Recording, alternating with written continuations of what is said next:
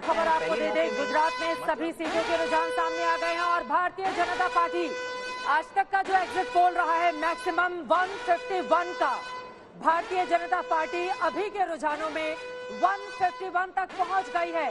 BJP ने अपने पुराने तमाम रिकॉर्ड ध्वस्त किए हैं और बीजेपी 151 सीटें हासिल करती हुई रुझानों में दिखाई दे रही है। कांग्रेस पार्टी 21 के साथ बहुत पीछे, जबकि आम आदमी पार्टी 8 सीटों के साथ अपनी उपस्थिति दर्ज कराने में कामयाबी हासिल करती हुई। लेकिन कांग्रेस का बहुत खराब, बहुत बुरा प्रदर्शन, जबकि बीजेपी का शानदार प्रदर्शन। आपको बताते चले, गुजरात के विधानसभा के इतिहास में अब तक सिर्फ एक बार 1985 में ऐसा हुआ है जब माधव सिंह सोलंकी, कांग्रेस पार्टी के बड़े नेता जिन्होंने 149 सीटें हासिल की थी, इस बार अगर 151 के इसी आंकड़े पर बीजेपी जाकर रुकती है तो माधव सिंह सोलंकी के उस आंकड़े को भी ध्वस्त करती हुई 152 सीटें। प्रभु चावला जी, सीधे आपके पास आते हुए, ये तो रिकॉर्ड है भारतीय जनता पार्टी का, और ऐसा मतलब वेव कोई चल रही हो या फिर इस तरह का कोई बहुत बड़ा मुद्दा हो गुजरात में जिसके कारण बीजेपी को छप्पर फाड़कर जनता ने वोट दिया हो, ऐसी स्थिति नजर नहीं आई। तो क्या ये कांग्रेस और आम आदमी पार्टी में वोट बटा विरोधी वोट और उसका सीधा फायदा जो बीजेपी को रिकॉर्ड बनाने के लिए तेजी से आगे लेकर जा रहा है?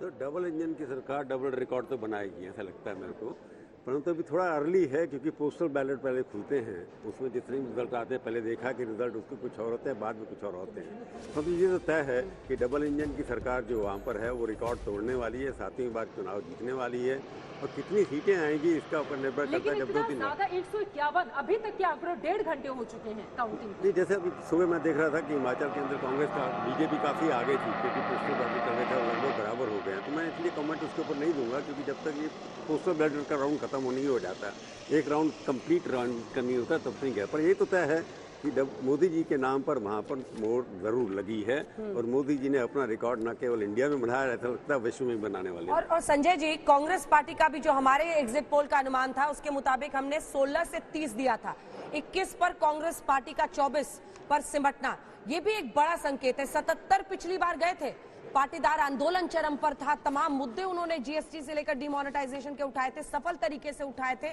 और उस वक्त प्रधानमंत्री नरेंद्र मोदी का भी वहां पर होने के बावजूद लोग उस तरह से नाम नहीं लेते थे। लेकिन इस बार कांग्रेस क्या वाकई लड़ पाई? कहते थे डोर टू डोर कैंपेन हम कर रहे हैं, इसलिए आपको दिख नहीं रहे हैं, लेकिन अगर किया भी तो वो रणनीति नहीं, चूक साबित होती हुई दिखाई दे रही है। बिल्कुल, ये आंकड़े जो अभी शुरुआती रुझान है उससे तो स्पष्ट दिखाई पड़ रहा है कि कांग्रेस कोई 25-30 के आंकड़े पर अटकी हुई है, और इसकी वजह बड़ी साफ है। 2-3 वजह है। कांग्रेस ठीक से चुनाव लड़ी नहीं, और जो कुछ भी उनको वोट आ रहे हैं और वोटों का जो बंटवारा हो रहा है, जिसका पहले जिक्र चित्रा कर रही थी, वोट एंटी बीजेपी वोट्स का बंटवारा कांग्रेस और आम आदमी पार्टी के बीच में हो रहा है, जिस वजह से बीजेपी इतनी बड़ी जीत हासिल कर रही है और कांग्रेस बिल्कुल नीचे गिरती हुई दिखाई पड़ रही है।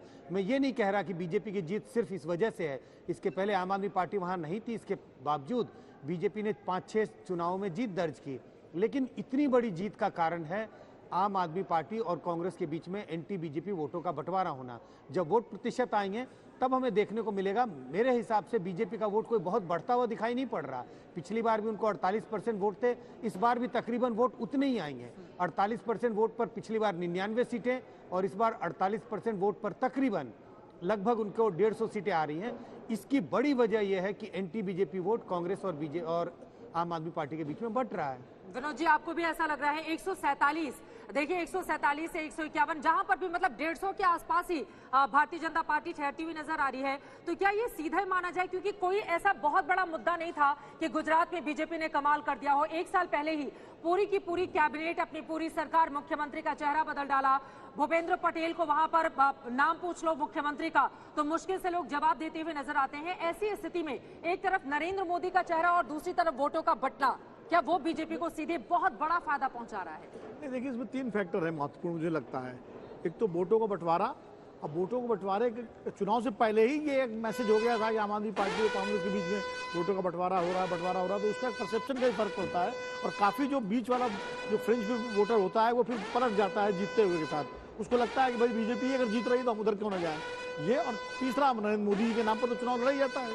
2002 से लेकर के अब तक जितने चुनाव गुजरात में हुए हैं वो सब मोदी जी के नाम पर लड़े गए। हमारा एग्जिट पोल का अनुमान ये बताता है कि जो नोट पर गणेश जी और लक्ष्मी की तस्वीर की मांग अरविंद केजरीवाल ने की, जो उन्होंने बलात्कार के जो आरोपी थे उनका बिल्किस बानो के उनके रिहाई का मुद्दा नहीं उठाया, इससे मुस्लिम उनसे नाराज थे और इसलिए नॉन बीजेपी वोट्स में ये 10% जो मुस्लिम मतदाता हैं, ये ऐसा एमसीडी में कई जगहों पर देखा गया है, जो मुस्लिम बहुल इलाके हैं वहां पर वो नहीं कर पाए हैं। क्या वो वोट बैंक उनका छिटका है उनसे? नहीं, ये तो एग्जिट पोल तो यही बता रहे हैं कि वोट बैंक छिटका है। अभी जब पूरे आंकड़े आएंगे, पूरा नतीजा आएगा तब इसका विश्लेषण किया जाएगा। लेकिन ये जरूर है कि आम आदमी पार्टी ने सोचा कि शायद वो उस प्लेटो पे पहुंच गए हैं, जो कांग्रेस का वोटर, खासकर मुस्लिम वोटर उनको मिल गया है, अब वो बीजेपी के वोट में डेंट लगाएंगे। इसलिए उन्होंने बिल्किस बानो पे चुप्पी साधे रखी, गणेश लक्ष्मी की बात की, राम मंदिर के दर्शन कराने की बात की, जय श्री राम और जय श्री कृष्ण के नारे लगाए कि हिंदुत्व वाला वोट मिल जाए। लेकिन वो वोट उनको मिलता हुआ दिखा नहीं, क्योंकि हिंदुत्व पर जिसको वोट देना होगा उसके लिए बीजेपी पहली प्रायोरिटी होगी, ना कि आम आदमी पार्टी या कोई दूसरी पार्टी।